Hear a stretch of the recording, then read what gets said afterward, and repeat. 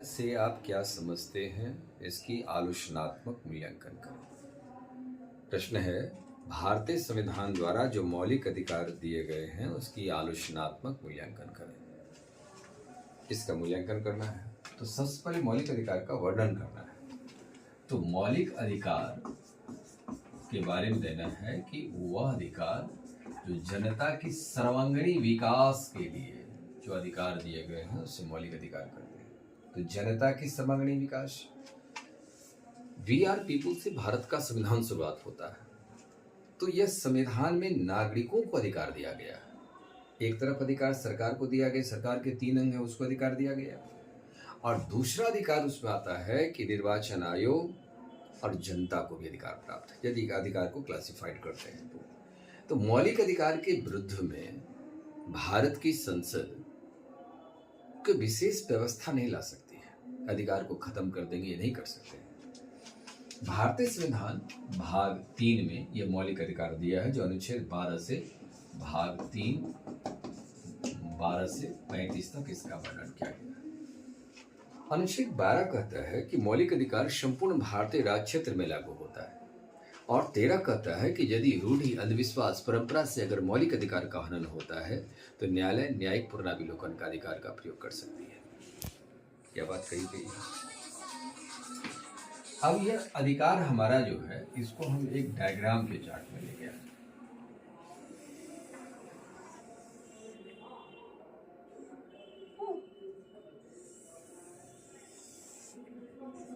भाग 3 अनुच्छेद 12 से 35, मूल संविधान में 7 अधिकार था, वर्तमान में 6 अधिकार है। यह अधिकार क्षमता का अधिकार है, और क्षमता का अधिकार संविधान के अनुच्छेद 14 से 18 तक वर्णन है। दूसरा, स्वतंत्रता का अधिकार है जो अनुच्छेद 19 से 22 तक लिख रहे हैं। शोषण के विरुद्ध अधिकार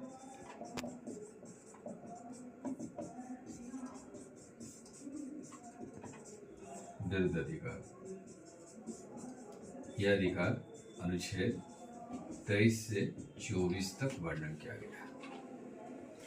धार्मिक स्वतंत्रता का अधिकार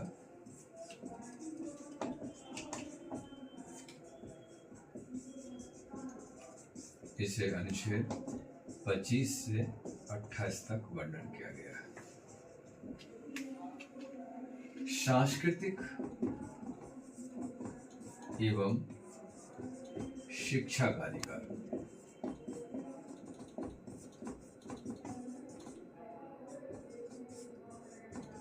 इसे अनुच्छेद 2 अनुच्छेद में रखा गया, 29 से 30 में। संवैधानिक उपचार का अधिकार, इसी अधिकार को डॉक्टर अम्बेडकर ने, भीमराव अम्बेडकर ने संविधान सभा में कहा था कि यह संविधान की आत्मा है, अम्बेडकर के अनुसार। अब देखिए, समता का अधिकार, यदि अनुच्छेद वर्णन नहीं, आपकी स्मरण में नहीं रहे तो कम से कम इतनी चार्ट में आप लगा दीजिएगा। यह जनता की विकास एक तत्व के रूप में है जिसमें इलेक्ट्रॉन, प्रोटॉन, न्यूट्रॉन दोनों का जो योगदान है उसी प्रकार से इसकी भी भूमिका है इस सर्वांगीण विकास में। यह राजनीतिक लोकतंत्र पर बल देता है।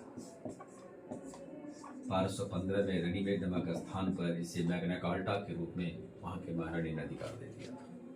तो यह राजनीतिक लोकतंत्र की स्थापना पर बल देता है। क्षमता का अधिकार में आर्टिकल 14 कानून के समक्ष समता और समान संरक्षण पर बल दिया गया है, जहां कानून के नजरों में सभी व्यक्ति समान होते हैं। जहां समता नहीं है वहां पर संरक्षण प्रदान की जाती है, और संरक्षण में यह आरक्षण शब्द भी संरक्षण में आ जाते हैं। सभी मूल अधिकार में क्षमता का अधिकार समाहित है। ये अधिकारों का, मौलिक अधिकारों का इसे प्राण कहा जाता है। मौलिक अधिकारों का प्राण यही है। यदि किसी भी अधिकार में से माइनस क्षमता का अधिकार हटा देंगे तो यह अधिकार मुट्ठी भर लोगों के हाथों में चला जाएगा। इसलिए इस अधिकार के बिना कोई मौलिक अधिकार की कल्पना भी संभव नहीं है। 15 जो है सार्वजनिक स्थान में धर्म, जाति, मूल, वंश, लिंग, जन्म स्थान में से किसी आधार पर भेदभाव नहीं की जाती है, लेकिन महिला और बच्चों को संरक्षण वहां प्रदान की जाती है। तो सार्वजनिक स्थल की व्याख्या सुप्रीम कोर्ट ने किया। इसमें नदी, होटल, क्लब, वाचनालय, ये इन सभी स्थान पर महिला और बच्चों की प्रवेश की संरक्षण दी जाती है।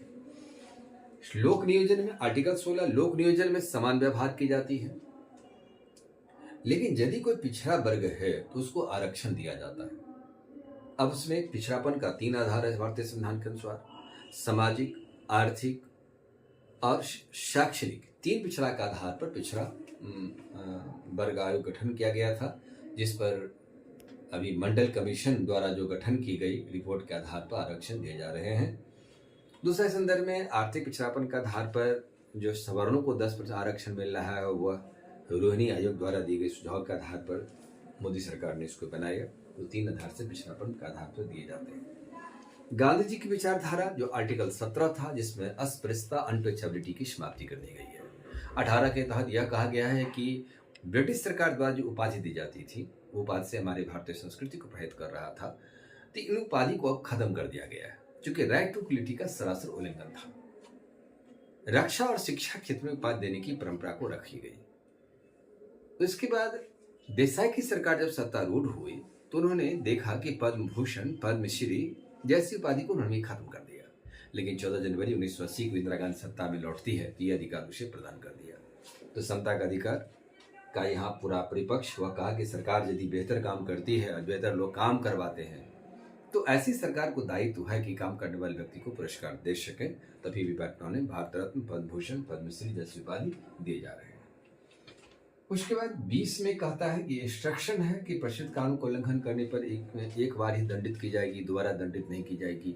21 है जो अधिकारों का श्रेष्ठ अधिकार कहा जाता है, जिसपे जीवन का अधिकार है, प्राण एवं दैहिक स्वतंत्रता। प्राण की व्याख्या सुप्रीम कोर्ट ने जीवन रूप में किया। जीवन के भीतर में स्वच्छ वायु, स्वच्छ जल, स्वच्छ भोजन ग्रहण करने का अधिकार है। तो यह अधिकार जीवन का अधिकार, उसके फिर सुप्रीम कोर्ट ने इसके समय पर व्याख्या करते हुए और आगे बढ़ाया। प्राइवेसी का अधिकार को रखा, आधार के संवैधानिकता को देखा। कोविड के टाइम में मास्क पहनना दूसरे का मौलिक अधिकार है, तो यह अधिकार इस रूप में वर्णन किया गया। आर्टिकल 22 जिसमें से कहा गया कि निवारक निरोध अधिनियम में था कि 24 घंटे तक किसी व्यक्ति को गिरफ्तार करके पुलिस नहीं रख सकती है। पुलिस जब किसी व्यक्ति को गिरफ्तार करती है उसे 24 घंटे के अंदर निकटतम मजिस्ट्रेट कोर्ट में हाजिर की जाती है और उसके बाद न्यायालय की मामला होती है। लाने आने में जो समय लगता है वह 24 घंटे में शामिल नहीं होता है। शोषण के अधिकार से महिला और बच्चों की बात कही गई है। आर्टिकल 23 कहता है कि मानव का क्रय विक्रय, बलात्श्रम, बेगार, देह व्यापार कोई किसी से नहीं करा सकता है। दास प्रथा का यहाँ उन्मूलन किया गया है। बहुत सारी महिलाओं पर जो प्रथाएं थी उसको त्याग कर दिया गया है। 24 के भीतर में कहा गया 14 वर्ष तक उम्र के बच्चों किसी भी खतरनाक कारखाने में नहीं लगा सकता। सुप्रीम कोर्ट ने संदर्भ में बहुत सारे इंस्ट्रक्शन दिया है कि बच्चे को नियोजित किसी खास उद्योग में आप नहीं कर सकते हैं, जिसमें से पत्थर तराशना, हीरा उद्योग, कालीन उद्योग, पटाखा उद्योग, उसके बाद आपका जो नशीली पदार्थ से संबंधित जो उद्योग आते हैं, बीड़ी उद्योग, शिकार उद्योग में बच्चे को शामिल नहीं किया जा सकता है। धार्मिक स्वतंत्रता का अधिकार सिर्फ 25 से 28 में है कि 25 में धार्मिक सुव्यवस्था, नैतिकता और स्वास्थ्य के प्रति अंतःकरण की स्वतंत्रता प्रदान किया गया है। इसमें अंतःकरण यानी आत्माओं से किसी बात को स्वीकार करना यह अधिकार होता है। धर्म का अर्थ किसी को अपनाना होता है, यह बात 25 के अंदर भी दी गई है। यदि किसी के संरक्षण है तो वह सिख धर्म के लोगों को है कि आप जो पगड़ी बांध करके आप किसी स्थान पर जा सकते हैं, वो सिख के लिए व्यवस्था रखा गया है। आर्टिकल 26 कहता है धार्मिक समुदाय तथा उससे संबंधित विशेषाधिकार सभी व्यक्ति को प्रदान किए गए हैं। 27 कहता है कि यदि धर्म द्वारा दान में दी गई राशि पर टैक्स नहीं लगेगा, लेकिन दान में जो राशि एकत्रित की जाती है ट्रस्ट उसे पोषित करने का अधिकार रखता है, इसलिए दान में किसी प्रकार की टैक्स नहीं लगता। दान में दी गई राशि भी देश के विकास का एक सूचक होता है, लेकिन ट्रस्ट को दें, ट्रस्ट से संगठित संगठन को दें, धार्मिक संगठनों को दें। 28 कहता है कोई भी धर्म को राज्य अपनी ओर प्रोत्साहित नहीं कर सकता, चूंकि सेकुलर इंडिया है। ना ही धर्म की भाषा में शिक्षा दे सकता है, लेकिन ट्रस्ट आधारित संगठन जो न्यास और विन्यास पर आधारित संगठन होती है, धर्म द्वारा शिक्षा दे सकती है। सांस्कृतिक शिक्षा का अधिकार जिसके लिए 29 और 30 है, जिसमें अल्पसंख्यक वर्ग के लोगों को अपनी भाषा लिपि संस्कृति को बनाने का अधिकार है। इससे भारत के भाषा लिपि संस्कृति के साथ भेदभाव नहीं होगा। ऐसे अल्पसंख्यक वर्ग को शिक्षण संस्थान स्थापित करने का अधिकार है। राज्य जिस तरीका से अन्य शिक्षण संस्थानों को राशि प्रदान करती है, अनुदान प्रदान करती है, इसको भी प्रदान किया जाएगा। ये सांस्कृतिक शिक्षा का अधिकार। संवैधानिक उपचार का अधिकार जिसमें अनुच्छेद 32 जिससे 5 प्रकार की रीट जारी करने का अधिकार है। 5 प्रकार की रीट हाई कोर्ट और सुप्रीम कोर्ट जारी करती है। किसी भी लोअर कोर्ट को यह रीट जारी करने का अधिकार नहीं होता है। 5 प्रकार की रीट है: बंदी, प्रत्यक्षीकरण, परमादेश, उत्प्रेषण, प्रतिषेध और अधिकार परीक्षा। अधिकार परीक्षा व्यक्ति में जब किसी व्यक्ति को बंदी बनाया जाता है तो बंदी बनाने के बाद न्यायालय को सौंपा जाता है। न्यायालय इस बात को जांच करती है बंदी क्यों बनाया गया, बंदी की कारण क्या है, उसकी तथ्य की तलाश करती है। उसके बाद वो न्याय प्रदान करती है।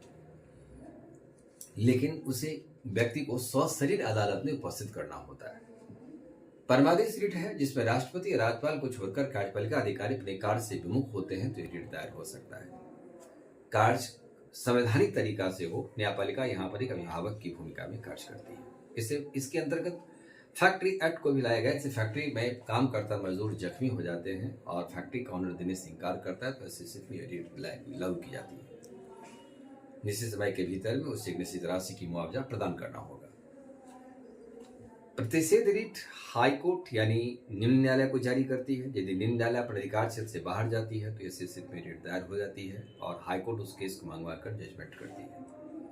उत्प्रेषण रीट जो होता है यह भी न्यायालय पर जारी करता है और उत्प्रेषण रीट में कहा जाता है कि यदि किसी न्यायपालिका द्वारा किसी का न्याय में विलंबित करता है तो ऐसी स्थिति उत्प्रेषण रीट दायर की जाती है। अधिकार परीक्षा की वारंटरी रीट कहते हैं। यह पोस्टमार्टम रीट कहा जाता है। यह रीट अन्य रीट से अलग है, इसीलिए इस रीट को पोस्टमार्टम रीट के नाम से भी जाना जाता है। यदि कोई व्यक्ति अपने गलत तरीका से अधिकार को पद को प्राप्त कर लिया है तो ऐसी स्थिति में रीट जारी की जाती है। तो अधिकार परीक्षा रीट इसी प्रकार से जारी होता है। अब इस बात को समझना था कि अब ये मौलिक अधिकार की हमारी कुछ विशेषताएं क्या है जिसको आलोचनात्मक मूल्यांकन करना है। यह क्वेश्चन तो प्राय सभी लड़के लिख लेते हैं, लेकिन अब इसका मूल्यांकन करने की जब वक्त आती है ये थोड़ी सी आपके लिए चुनौती बन जाता है। तो मूल्यांकन में क्या लिखेंगे अब इसको ऐसे समझिए। आलोचना, यह आलोचनात्मक मूल्यांकन करें तो मौलिक अधिकार का जिक्र हो गया। अब इसमें लिखना है, पैरा चेंज हो जाएगा। उपयुक्त तथ्यों के अवलोकन से मौलिक अधिकार में कुछ आलोचनाएं इस प्रकार है। कुछ शब्द ऐसे हैं जो इस प्रकार से आलोचना किया जा सकता है। पॉइंट में बताए हैं।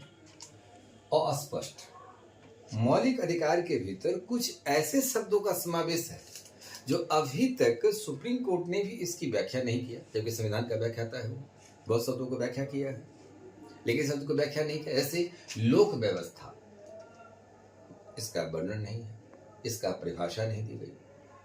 अल्पसंख्यक की पहचान धर्म और भाषा का आधार पर होती है, लेकिन यदि किसी स्थान पर, जैसे मुस्लिम हमारे अल्पसंख्यक हैं, सिख, जैन, पारसी अल्पसंख्यक है, भाषा और धर्म मानने वाले धर्म की संख्या यदि बहुत कम है तो अल्पसंख्यक है। पूरे संविधान के भीतर अल्पसंख्यक की चर्चा 4 बार आई है, लेकिन अल्पसंख्यक की पहचान अभी परिभाषा विवाद में आ रहा है। जैसे किसी स्थान पर मुस्लिम आबादी ज्यादा हो गया है तो हिंदू कम हो गया, तो अल्पसंख्यक का तो लाभ मुस्लिम समुदाय ले रहा है, पहचान तो अल्पसंख्यक के समुदाय के रूप में है उसका। यह स्पष्ट धारणा है। यह बात सुप्रीम कोर्ट में आया है। देवकीनंदन ठाकुर जी ने इस पर केस किया है कि जहां पर हिंदू अल्पसंख्या में आ गया है, संख्या कम हो गई है, तो अल्पसंख्यक दर्जा उसको दे दिया जाए। अब सुप्रीम कोर्ट पूरे भारत के कॉन्टेक्स्ट में व्याख्या करेगी तो अल्पसंख्यक शब्द क्या भी सही ढंग से डिफाइन नहीं है। उचित प्रतिबंध, तो कितना प्रतिबंध लगाएगी, क्या उचित होता है, इसकी व्याख्या नहीं है। उचित प्रतिबंध सरकार लगाती है। सार्वजनिक हित को, यह भी शब्द परिभाषित पूरा नहीं है। सार्वजनिक स्थान परिभाषित है जो सुप्रीम कोर्ट ने किया है, लेकिन सार्वजनिक हित शब्द का परिभाषा सुप्रीम कोर्ट ने नहीं दिया अभी तक। यह शब्द अस्पष्ट है। अधिकार आप दे रहे हैं लेकिन अस्पष्ट ही नहीं है, तो किस प्रकार का अधिकार है, यह आलोचना का पात्र हुआ। दूसरा है भाषा की जटिलता। भाषा की जटिलता होना स्वाभाविक है। संविधान निर्माता सभा में अधिकांश सदस्य वकील थे। भारतीय संविधान की विशेषता है कि वकीलों का स्वर्ग है संविधान, लेकिन उन्होंने ऐसे ऐसे जटिल शब्द का इस्तेमाल किया कि उस शब्द को आम जनता को समझने से परे है। आम जनता नहीं समझ पा रही है। अधिकार हमें दिया गया, जब हम उसे बात को समझ ही नहीं पा रहे हैं तो अधिकार का प्रयोग हम कितना करेंगे, कैसे करेंगे? तो यह भाषा की जटिलता होने का कारण यह भी एक आलोचना का पात्र है। दूसरा, अस्थायित्व का अभाव। मौलिक अधिकार कुछ चीज ऐसा है जो हमें हटा दिया गया है। संविधान निर्मात्री सभा ने जो अधिकार हमें दिया है वह अधिकार हमें कुछ हट गई है।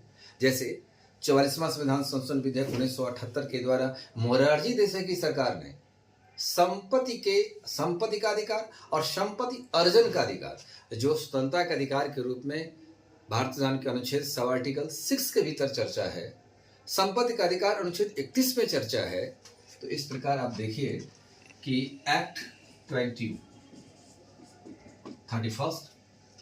और एक्ट 19 सब आर्टिकल 6, जिसमें से संपत्ति अर्जन और व्यय की स्वतंत्रता है, यह खत्म हो गई। अब यह संपत्ति अधिकार मौलिक अधिकार अब रहा नहीं, यह कानूनी अधिकार के रूप में एक्ट 300A में रख दिया गया है। तो यह चीज यह बताता है कि अस्थायित्वता हमारे पास नहीं है। मौलिक अधिकार विपरीत स्थिति में आपातकालीन समय में छीन भी लिया जाता है, तो अस्थायित्व अभाव है। जबकि वो अधिकार जनता कहती है, यह संविधान कहती है कि हम भारत के लोग से, यह संविधान है, ये जनता की देश है। जनता को यह अधिकार कभी छीना भी जा रहा है।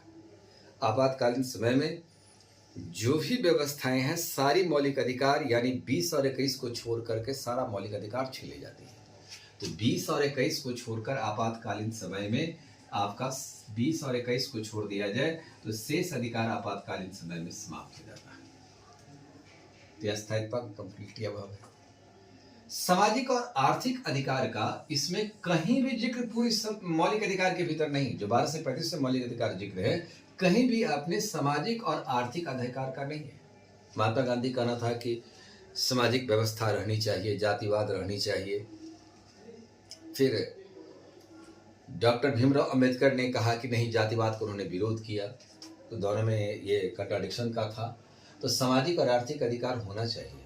हमें समाज में रहने का अधिकार है, अधिकार तो है, लेकिन यह अधिकार हमें यह पूरा चीज का क्लियर नहीं कर रहा है कि सामाजिक सुरक्षा हमें वर्णन नहीं है, यह सरकार नहीं दे पा रही है। रोजगार सभी को नहीं दे पा रही है। हर एक व्यक्ति भारत का नागरिक है, तो हर एक व्यक्ति को रोजगार पाने का अधिकार है।